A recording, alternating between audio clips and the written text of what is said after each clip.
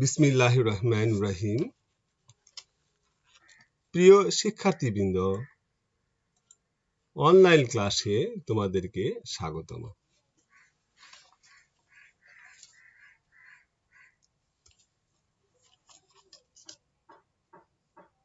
Thomas fuller একটি বাণীতে বলেছেন, কল্পনা বিলাসী লোকেরা সংসারে কাঁদে বেশি। যারা অধিক কল্পনা বিলাসী তারা জীবন সংসারে বেশি কাঁদে। টমাস ফুলারের এই বাক্য দিয়ে আমি মোহাম্মদ উকিল উদ্দিন, সহকারী অধ্যাপক, হিসাব বিজ্ঞান, Lions school and college, Rangpur এর পক্ষ থেকে একাদশ শ্রেণীর হিসাব বিজ্ঞান প্রথম পত্র অধ্যায় দ্বিতীয়, তার নাম হিসাবের বইসমূহ, আজকের পাঠ সাধারণ জাবেদা নিয়ে আমরা আলোচনা করব। প্রিয় শিক্ষার্থীবৃন্দ, তোমরা এই ক্লাসের জন্য প্রস্তুত থাকবে। আমি তোমাদেরকে একটি বিষয় মনে করে দিতে চাই যে একাদশ শ্রেণীতে ব্যবসায় শিক্ষা যারা ভর্তি হয় তাদের মধ্যে মানবিক থেকে আসা শিক্ষার্থী আছে, বিজ্ঞান শাখা থেকে ব্যবসায় শিক্ষা আসা শিক্ষার্থী আছে এবং ব্যবসায় থেকে ব্যবসায় ভর্তি হয়েছে সেই শিক্ষার্থীও আছে। সেজন্যই এই ক্লাসগুলো এমনভাবে তৈরি করা হয়েছে যাতে সব শাখা থেকে যারা ব্যবসায় শিক্ষা একাদশে ভর্তি হয়েছে তারা যেন উপকৃত হয় এবং যারা ব্যবসায় থেকে এসেছে তাদের কাছে বিষয়টি একটু সহজ মনে হতে পারে এবং যারা মানবিক এবং বিজ্ঞান থেকে এসেছে তাদের জন্য একান্ত আবশ্যকীয় এবং খুবই প্রয়োজনীয় এই বিষয়টি তোমাদেরকে মনে করে দিতে চাচ্ছি। আমরা আমাদের পাঠে চলে যাব এখন।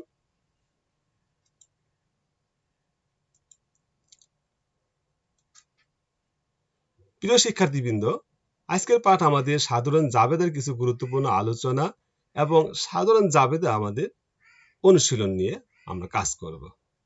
তোমরা তোমাদের খাতা কলম পেন্সিল নিয়ে রেডি থাকবে এবং এই বিষয়গুলো তোমরা খাতায় লিখে নিবে, বারবার অনুশীলন করবে এবং যেগুলো তোমাদের জন্য সমস্যা থাকবে তোমরা আলাদা খাতায় পাতায় সেই সমস্যাগুলো তারিখ অনুযায়ী পাঠসূচি অনুযায়ী লিখে রাখবে।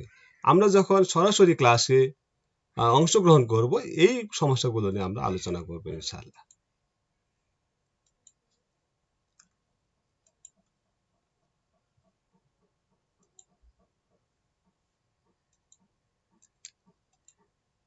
এই পাঠ শেষে শিক্ষার্থীরা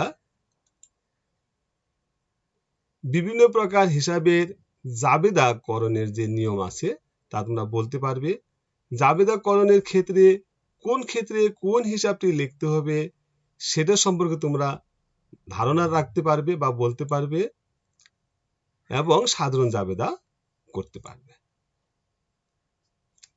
আজকে আমরা ক্রয় হিসাব এবং বিক্রয় হিসাব নিয়ে আলোচনা করব। প্রিয় শিক্ষার্থীবৃন্দ,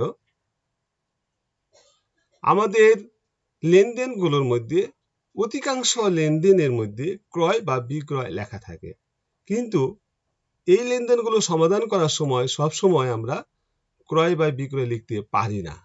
এখন কোন ক্ষেত্রে ক্রয় লেখার পরে, অর্থাৎ কোনো লেনদেনে ক্রয় থাকলেও আমরা ক্রয় লিখতে পারি না, কোনো লেনদেনে ক্রয় থাকলে আবার ক্রয় লিখতে পারি, আবার কোনো লেনদেনে বিক্রয় থাকলেও বিক্রয় লিখতে পারি না, কোনো লেনদেনে আবার বিক্রয় থাকলে বিক্রয় লিখতে পারি বা বিক্রয় লিখতে হবে।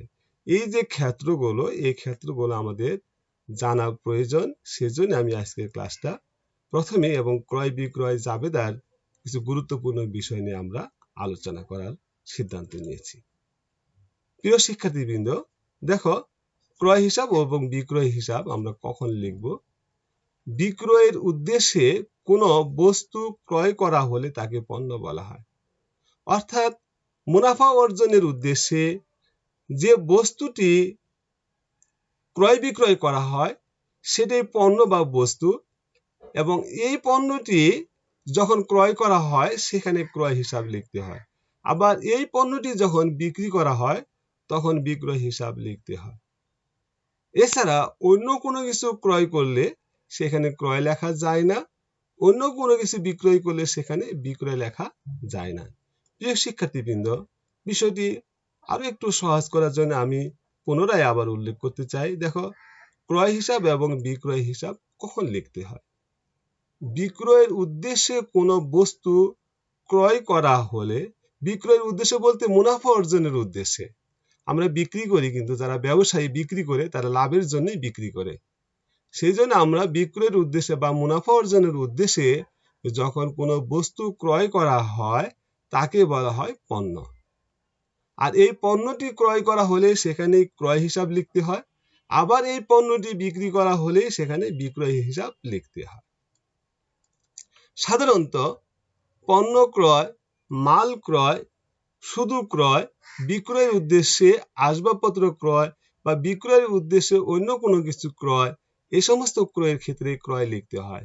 আমি তোমাদেরকে একটু আলোচনায় বলতে চাই, পণ্য ক্রয় 1000 টাকা। এখানে আমাদের যদি আমরা ডেবিট ক্রেডিট বা জাবেদা করি তাহলে ক্রয় হিসাব ডেবিট, নগদান হিসাব ক্রেডিট। কিন্তু আমরা যদি আসবাবপত্র ক্রয় লিখি 1000 টাকা, প্রিয় শিক্ষার্থীবৃন্দ, দেখো আমরা এর আগে বলছি পণ্য ক্রয়, সেখানে আমরা ক্রয় লিখেছি, ক্রয় লিখবো, ক্রয় হিসাব ডেবিট, নগদান হিসাব ক্রেডিট। কিন্তু আসবাবপত্র ক্রয়, কিন্তু এখানেও তো ক্রয় আছে, কিন্তু এখানে ক্রয় লেখা যাবে না।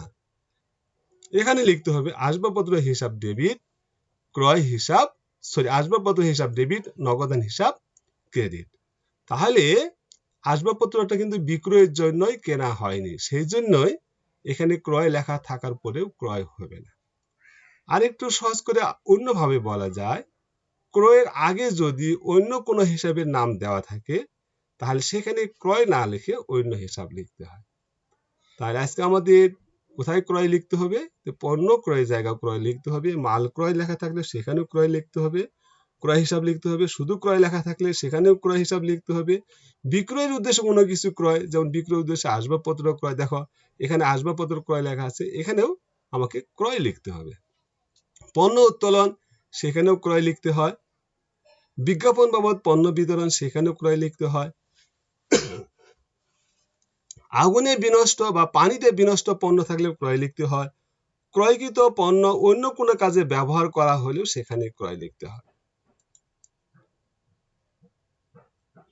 আবার কোনো লেনদেনের ক্রয়ের পূর্বে অন্য কোনো হিসাব থাকলে সেক্ষেত্রে সাধারণত ক্রয় না লিখে অন্য হিসাব লিখতে হয়। যেমন কিছুক্ষণ আগে আমি তোমাদেরকে বলেছি আসবাবপত্র ক্রয়, তাই দেখো ক্রয়ের আগে আসবাবপত্র আছে, এখানে ক্রয় লেখা যাবে না, আসবাবপত্র লিখতে হবে। তাহলে এখানে আসবাবপত্র হিসাব ডেবিট, নগদান হিসাব ক্রেডিট হবে। এই বিষয়টি তোমাদেরকে বোঝার জন্য আমি আজকে আলোচনায় নিয়ে এসেছি, কারণ এইখানে শিক্ষার্থীরা অনেক ক্ষেত্রেই ভুল করে থাকে। যেমন মণিহারি ক্রয়, ওইখানে একটু খেয়াল করা অথবা অজানা কারণে লেখে ক্রয় হিসাব ডেবিট, নগদান হিসাব ক্রেডিট। কেন ক্রয় লেখে? ওই যে মণিহারি ক্রয়, ওখানে ক্রয় থাকে, সেজন্য তারা ক্রয় লিখে ফেলে, কিন্তু তা লেখা যাবে না। দেখো মণিহারি ক্রয়, তবে ক্রয়ের আগে মণিহারি আছে, এখানে মণিহারিটাকেই লিখতে হবে। এই বিষয়টাই তোমাদেরকে জানানোর জন্য আমি আজকে এখানে আলোচনায় নিয়ে এসেছি। অনুরূপভাবে বিক্রয়ের পূর্বে অন্য কোনো হিসাব দেওয়া থাকলে সেখানে বিক্রয় হিসাব না লিখে অন্য হিসাব লিখতে হয়। যেমন পণ্য বিক্রয়, এখানে বিক্রয় হিসাব ক্রেডিট করতে হবে। আসবাবপত্র বিক্রয়, তার মানে এখানে বিক্রয়ের আগে আসবাবপত্র আছে, এখানে বিক্রয় না লিখে আসবাবপত্র হিসাবকে ক্রেডিট করতে হবে। এই বিষয়টাই তোমাদেরকে ক্লিয়ার করার জন্য আমি এখানে লিখেছি।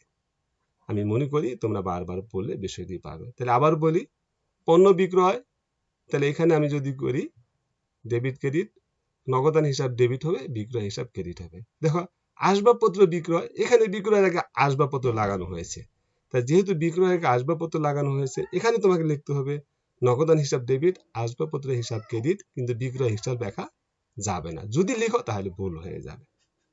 সেই বিষয়গুলো তোমাদেরকে ভালো করে জানতে হবে এবং মনে রাখতে হবে।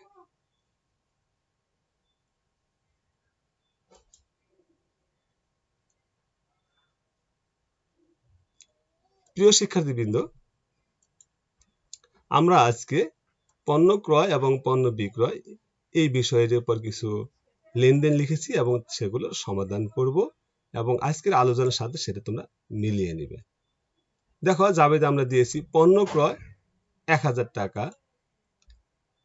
মাল ক্রয় 2000 টাকা, চেকে ক্রয় 3000 টাকা, বিক্রয়ের উদ্দেশ্যে আসবাবপত্র ক্রয় 4000 টাকা, বিক্রয়ের উদ্দেশ্যে যন্ত্রপাতি ক্রয় 5000 টাকা, পণ্য উত্তোলন 1000 টাকা, ক্রয়কৃত পণ্য মণিহারি হিসাবে ব্যবহার 2000 টাকা। দেখো এই লেনদেনগুলোর জাবেদাগুলো আমরা একটু আলোচনা করে নিই। জাবেদা মানেই তোমরা ইতিপূর্বে জেনেছো যে প্রত্যেকটি লেনদেন সংঘটিত হওয়ার সাথে সাথে ডেবিট ক্রেডিট নির্ণয় করে সংক্ষিপ্ত ব্যাখ্যা সহ যে বিবরণী বা যে বইতে লেখা হয় তাকেই জাবেদা বলা হয়। সেই জন্যই জাবেদা করার আগে লেনদেন শেখা একান্ত, ডেবিট ক্রেডিট নির্ণয় শেখা একান্ত প্রয়োজন। যদি তুমি লেনদেনে ডেবিট ক্রেডিট না জানো তাহলে তোমার পক্ষে জাবেদা নির্ণয় করা সম্ভব নয়। জাবেদা নির্ণয়ের প্রধান কাজই হলো প্রত্যেকটি লেনদেনের পক্ষ বিশ্লেষণ করে যেগুলো সুবিধা গ্রহণ করা হয় ওই পক্ষকে ডেবিট, যেই পক্ষ দ্বারা সুবিধা প্রদান করা হয় সেই পক্ষকে ক্রেডিট করে লেখা, এটাই হলো প্রধান কাজ। তাহলে আমরা পণ্য ক্রয়, তাহলে এখানে আমরা লিখবো ক্রয় হিসাব ডেবিট, নগদান হিসাব ক্রেডিট। মাল ক্রয় 2000 টাকা, এখানেও আমরা লিখবো ক্রয় হিসাব ডেবিট, নগদান হিসাব ক্রেডিট। 3 নম্বরে চেকে ক্রয় 3000 টাকা, এখানেও আমরা লিখবো ক্রয় হিসাব ডেবিট, ব্যাংক হিসাব ক্রেডিট 3000 টাকা। বিক্রয়ের উদ্দেশ্যে আসবাবপত্র ক্রয়, প্রিয় শিক্ষার্থীবৃন্দ, এবার যেহেতু বিক্রয়ের উদ্দেশ্যে আসবাবপত্র ক্রয়, এখানেও আমাকে ক্রয় হিসাব ডেবিট, নগদান হিসাব ক্রেডিট লিখতে হবে। যদি বিক্রয়ের উদ্দেশ্যে আসবাবপত্র ক্রয়, এই বিক্রয়ের উদ্দেশ্যে এই জায়গাটুকু লেখা না থাকতো, তার মানে যদি আসবাবপত্র ক্রয় লেখা থাকতো তাহলে তোমাদেরকে আমরা বলেছি ক্রয়ের পূর্বে যেহেতু আসবাবপত্র আছে তাহলে আমাকে আসবাবপত্র লিখতে হতো। তার মানে আসবাবপত্র হিসাব ডেবিট 4000 টাকা, নগদান হিসাব ক্রেডিট 4000 টাকা। প্রিয় শিক্ষার্থীবৃন্দ, এই 4 নম্বর লেনদেনটি আবার আলোচনা করতে চাই তোমাদের বোঝার জন্য। বিক্রয়ের উদ্দেশ্যে আসবাবপত্র ক্রয়, তাহলে এর জাবেদাটা হবে ক্রয় হিসাব ডেবিট, নগদান হিসাব ক্রেডিট। যদি এখানে বিক্রয়ের উদ্দেশ্যে এই কথাটি লেখা না থাকতো তাহলে আমাকে তখন লিখতে হতো যে দেখো, তখন কি থাকতো তাহলে আসবাবপত্র ক্রয়, তাহলে দেখো আসবাবপত্র আছে, ক্রয়ে আছে এবং নগদে কেনা হয়েছে, নগদও কিন্তু আছে, নগদটা উজ্জ্ব আছে। তাহলে দেখো এখন নগদ আসবাবপত্র আছে, ক্রয় আছে, নগদ আছে, তাহলে আমি কি লিখবো? নগদ নাই ক্রেডিট লিখবো, আমরা বুঝতে পারলাম। এখানে আসবাবপত্র এবং ক্রয় আছে, সেক্ষেত্রে আমরা কি লিখবো? আমি তোমাদেরকে ইতিপূর্বেই বলেছি যেহেতু ক্রয়ের আগে আসবাবপত্র আছে সেক্ষেত্রে তোমাকে আসবাবপত্র হিসাব ডেবিট, নগদান হিসাব ক্রেডিট লিখতে হবে। প্রিয় শিক্ষার্থীবৃন্দ, বিষয়গুলো জানার জন্য আমি বিভিন্নভাবে এই লেনদেনগুলো উপস্থাপন করে তোমাদের বোঝানোর চেষ্টা করছি। একইভাবে দেখো বিক্রয়ের উদ্দেশ্যে যন্ত্রপাতি ক্রয়, তাহলে যেহেতু বিক্রয়ের উদ্দেশ্যে এই কথাটি লেখা আছে তাহলে ক্রয় হিসাব ডেবিট হবে, নগদান হিসাব ক্রেডিট হবে। এখানে যদি বিক্রয়ের উদ্দেশ্যে এই কথাটি লেখা না থাকতো তাহলে তোমাকে ক্রয় না লিখে তোমাকে লিখতে হতো যন্ত্রপাতি হিসাব ডেবিট, নগদান হিসাব ক্রেডিট। এছাড়া আরো কিছু কিছু ক্ষেত্রে ক্রয় লিখতে হয়, যে সমস্ত লেনদেনের ফলে ক্রয়কৃত পণ্য কমে যায় সেই সমস্ত ক্ষেত্রে ক্রয় ক্রেডিট লিখতে হয়। যেমন পণ্য উত্তোলন 1000 টাকা, এখানে যদি কারবার থেকে ক্রয়কৃত পণ্য মালিক নিয়ে নেয়, নিজের প্রয়োজনে নিয়ে নেয়, সেজন্য ক্রয়কৃত পণ্য কমে যাবে, সেজন্যই এখানে উত্তোলন হিসাব ডেবিট হবে, ক্রয় হিসাব ক্রেডিট হবে। ক্রয়কৃত পণ্য মণিহারি হিসাবে ব্যবহার, এখানেও ক্রয়কৃত পণ্য কমে যাবে, সেজন্য এখানে লিখতে হবে মণিহারি হিসাব ডেবিট, ক্রয় হিসাব ক্রেডিট। প্রিয় শিক্ষার্থীবৃন্দ, আমি আশা করি এই লেনদেনগুলোর জাবেদা তোমরা বুঝতে পেরেছ এবং এই লেনদেনগুলোর জাবেদার সমাধান তো তোমাদের নিচে দিয়ে দিয়েছি, আমি এখানে সেগুলো আলোচনা করে নিলাম। এই জন্যই যেহেতু আমাদের স্লাইডে ক্লাস করতে গিয়ে প্রশ্নগুলো থাকে আগে, সমাধানগুলো থাকে পরে, একই সাথে প্রশ্ন এবং সমাধান থাকে না, সেই জন্যই সমাধানগুলো আগেই আলোচনা করে নিলাম। তোমরা এই আলোচনার সাথে উত্তরগুলো অবশ্যই মিলিয়ে নিবে। এই আলোচনার সাথে আমি যে আলোচনা করলাম এই আলোচনা অনুযায়ী তোমরা লিখে নিতে পারো, লিখে তারপর নিচের যে সমাধান আছে সেই সমাধানের সাথে মিলিয়ে নিবা, তাহলে তোমাদের জন্য বিষয়টি আরো ক্লিয়ার হবে।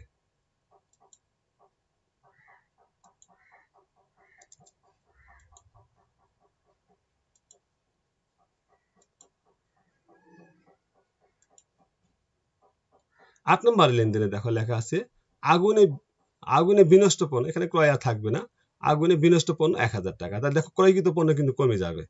তাহলে এই যে আগুনে বিনষ্ট পণ্য বা পানিতে বিনষ্ট পণ্য, এই সমস্ত আকস্মিকভাবে কোনো ক্ষতি হলে তখন বিবিধ ক্ষতি লিখতে হয়।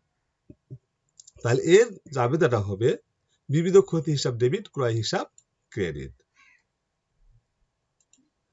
ক্রয়কৃত, এখানে পণ্যকৃত না, ক্রয়কৃত হবে আর কি, ক্রয়টা একটু আগে যাবে। ক্রয়কৃত পণ্য ক্রয়কৃত দালান কোঠা নির্মাণ কাজে ব্যবহার, তার মানে ক্রয়কৃত পণ্য দালান কোঠা নির্মাণ কাজে ব্যবহার।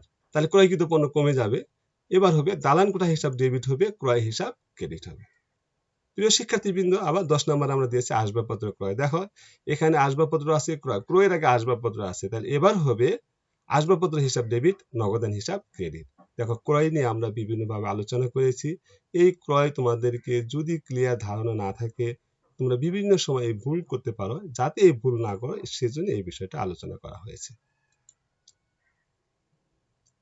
মণিহারি ক্রয়, এখানে তো ক্রয় আছে কিন্তু এখানে ক্রয় লেখা যাবে না, এখানে লিখতে হবে মণিহারি হিসাব ডেবিট, নগদান হিসাব ক্রেডিট। পণ্য বিক্রয়, এখানে লিখতে হবে নগদান হিসাব ডেবিট, বিক্রয় হিসাব ক্রেডিট। বিক্রয় যেহেতু আয়, বিক্রয় ক্রেডিট হবে। মাল বিক্রয়, এখানেও লিখতে হবে নগদান হিসাব ডেবিট, বিক্রয় হিসাব ক্রেডিট। এবার দেখো আসবাবপত্র বিক্রয়, তাহলে বিক্রয়ের আগে আসবাবপত্র আছে, এবার আর বিক্রয় লেখা যাবে না, এবার লিখতে হবে নগদান হিসাব ডেবিট, আসবাবপত্র হিসাব ক্রেডিট। বিক্রয়ের উদ্দেশ্যে ক্রয়কৃত যন্ত্রপাতি বিক্রয়, তার মানে আমি যন্ত্রপাতিটি কিনেছিলাম বিক্রয়ের উদ্দেশ্যে, সেই যন্ত্রপাতি বিক্রি করেছি। এবার কিন্তু আমাকে লিখতে হবে নগদান হিসাব ডেবিট, বিক্রয় হিসাব ক্রেডিট। এবার আবার যন্ত্রপাতি লেখা যাচ্ছে না। তো এই যে ব্যতিক্রম বিষয়গুলো, এগুলো জানা একান্ত প্রয়োজন। এই একান্ত প্রয়োজনের জন্যই তোমাদের আজকে আলোচনা আমি এনেছি। আমি আশা করি তোমরা বিষয়গুলো মনোযোগের সাথে অনুশীলন করবে, তা নাহলে তোমরা বিভ্রান্তিতে থেকে যাবা। আমি আশা করি তোমরা এটা বারবার অনুশীলন করে সেটা তোমাদের আয়ত্তে আনার চেষ্টা করবে। দেখো এইগুলোর আমি নিচে সমাধান দিয়েছি, সমাধানগুলো আমি একটু চোখ বুলিয়ে নিব।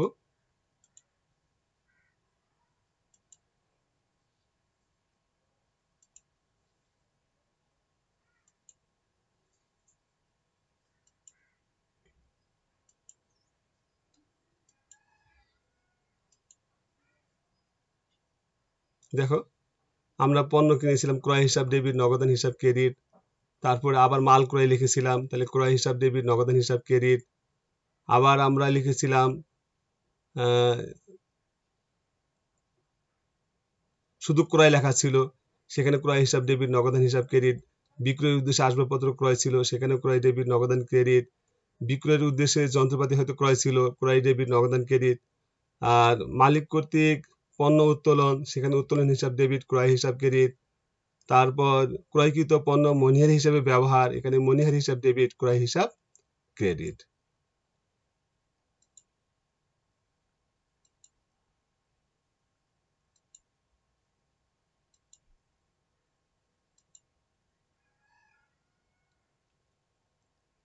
আগুনে বিনষ্ট পণ্য, এর ডেবিট ক্রেডিট হবে। বিবিধ ক্ষতি হিসাব ডেবিট, ক্রয় হিসাব ক্রেডিট। ক্রয়কৃত পণ্য দালান কোঠা নির্মাণ কাজে ব্যবহার, এর জন্য হবে দালান কোঠা হিসাব ডেবিট, ক্রয় হিসাব ক্রেডিট। আসবাবপত্র ক্রয় লেখা ছিল, এখানে হবে আসবাবপত্র হিসাব ডেবিট, নগদান হিসাব ক্রেডিট। মনিহারি ক্রয় লেখা ছিল, এখানে হবে মনিহারি হিসাব ডেবিট, নগদান হিসাব ক্রেডিট। এখানে ছিল পণ্য বিক্রয়, নগদান হিসাব ডেবিট, বিক্রয় হিসাব ক্রেডিট। তারপর ছিল মাল বিক্রয়, এখানে হবে নগদান হিসাব ডেবিট, বিক্রয় হিসাব ক্রেডিট। তারপর ছিল আসবাবপত্র বিক্রয়, এখানে হবে নগদান হিসাব ডেবিট, আসবাবপত্র হিসাব ক্রেডিট। তারপরে লেখা ছিল বিক্রয়ের উদ্দেশ্যে ক্রয়কৃত যন্ত্রপাতি বিক্রয়, এখানে হবে নগদান হিসাব ডেবিট, বিক্রয় হিসাব ক্রেডিট। প্রিয় শিক্ষার্থীবৃন্দ, আমি তোমাদেরকে এই জাবেদার লেনদেনের ভিত্তিতে জাবেদার সমাধান দিয়েছি। তোমরা প্রশ্ন এবং প্রশ্নের সাথে তার উত্তরগুলো মিলিয়ে অনুশীলন করবে এবং বারবার অনুশীলন করবে, এবং তোমাদের বইয়ে যে উদাহরণগুলো দেওয়া আছে সেখানেও অনুশীলন করবে। আমি তাতে মনে করি তোমরা অনেক উপকৃত হবে।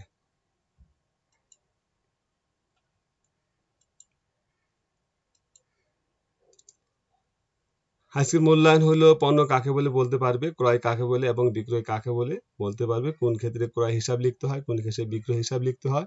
কখনো ক্রয় লেখা থাকলেও ক্রয় লেখা যায় না, কখনো লেনদেনে বিক্রয় লেখা থাকলেও বিক্রয় হিসাব লেখা যায় না।